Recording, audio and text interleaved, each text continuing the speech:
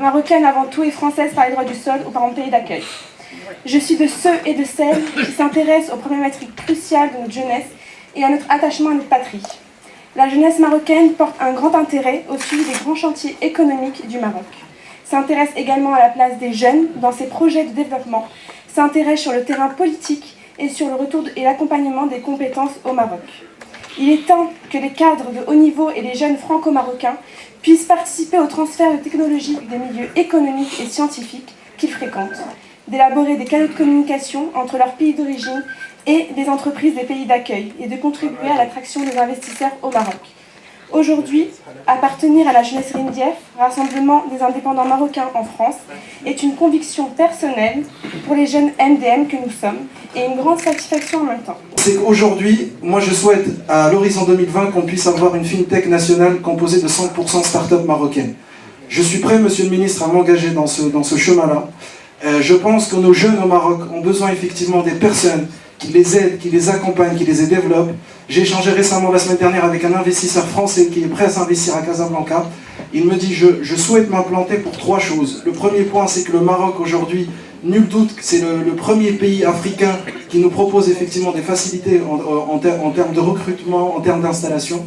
Et enfin, le deuxième point, c'est que sous l'égide effectivement du souverain, Sa Majesté, tous les moyens sont nécessaires, ouverts, que ce soit à travers les ministères, à travers effectivement les pépinières d'incubateurs qui sont là et disposés effectivement à accompagner les projets d'investissement au Maroc. La majorité des Marocains de Canada avaient perdu la foi dans la politique avec tout ce qui se passait au Maroc dernièrement.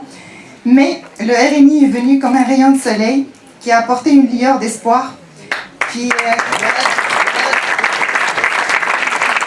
pour redonner confiance. Donc, la majorité des Marocains au Canada croient en cette équipe, en sa fiabilité, en ses dirigeants et en ses membres. Ils croient, moi je ne suis pas très fort dans les discours, je suis quelqu'un de terrain et je ne serais pas ici aujourd'hui si je ne croyais pas à l'action et aux gens de terrain qui sont là aujourd'hui.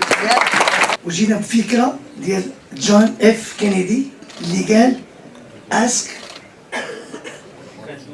do not ask what you can do for your country but what you can do for your country means معنى الكلمة أن احنا بغينا نهديو لبلادنا الجهودات ديالنا وبغينا نشاركوا بكل القوات ديالنا بحال اللي قال الأخ عصام حنا جنود مغاربة اللي تيبغيو بلادهم ومشينا للمغرب ومشينا للميريكان 30 عام وكدا و30 وبقات العقلية ديالنا ديما في المغرب متبعين السياسة ومتبعين كلشي.